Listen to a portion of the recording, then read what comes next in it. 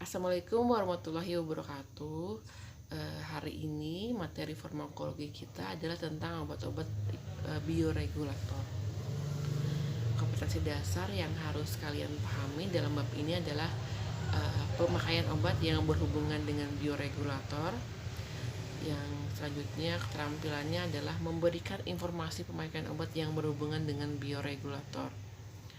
Di sini diharapkan kalian dapat memberikan informasi kepada pasien tentang obat-obat yang berhubungan dengan bioregulator. Bioregulator merupakan katalisator yang bekerja terhadap proses-proses dari suatu sistem kehidupan. Katalisator merupakan suatu zat yang dapat mempercepat suatu reaksi. Contohnya enzim, vitamin, mineral, dan hormon. Senyawa organik lazimnya protein yang dapat mempercepat reaksi biokimia berdasarkan proses katalisa. Enzim merupakan suatu bahan yang tergantung pada suhu, derajat keasaman, dan konsentrasi ion-ionnya.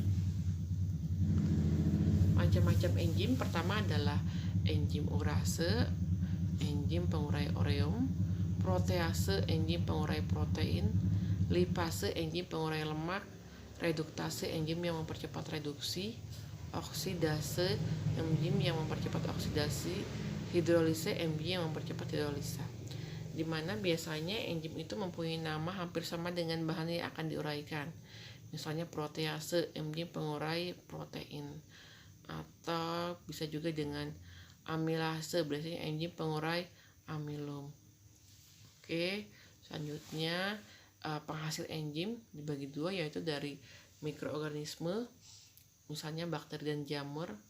Enzim yang dihasilkan adalah lipase, amilase, streptokinase, dan penisilinase. Yang kedua yang dari tumbuh-tumbuhan, yaitu papace atau karika papaya, bromelin, ananas sativum. Berdasarkan senyawa, enzim dibagi dua, yaitu gugus protein atau disebut apoenzim, dan non-protein disebut koenzim, di mana koenzim berperan dalam metabolisme sel-sel tubuh, misalnya vitamin B1, nikotinamida.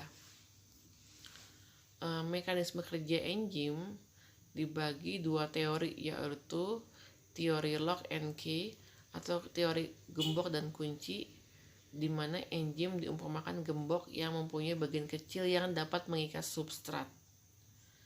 Enzim yang dapat berikatan dengan substrat disebut sisi aktif. Substrat diumpamakan kunci yang dapat berikatan dengan sisi aktif enzim. Teori yang kedua adalah teori ketepatan induksi, induced fit theory. Sisi aktif bersifat fleksibel sehingga dapat berubah bentuk menyesuaikan bentuk substrat. Teori kecocokan atau induksi, teori ketepatan induksi atau teori kecocokan, di mana kita lihat dari gambar bahwa bentuk enzim dapat berubah sesuai bentuk substrat. Kita lihat di sini adalah A, B, C, dan C. A-nya berubah bentuk, bergeser agar dapat mengikat substratnya. Teori kunci dan gembok, kita lihat di sini adalah kuncinya itu sebagai substrat, gemboknya atau locknya adalah enzim. Fungsi enzim alamiah adalah proses pencernaan dengan menguraikan lemak, protein, dan karbohidrat. Reaksi yang berhubungan dengan pernapasan, efek-efek dan vitamin berhubungan dengan enzim. Keseimbangan hormon terpelihara. Kegunaan preparat enzim pertama adalah penolakan dalam pencernaan. Bila seseorang terkena atau sedang mengalami gangguan pencernaan, biasanya dapat diberikan obat berupa enzim yang dapat memperlancar metabolisme dari pencernaan tersebut.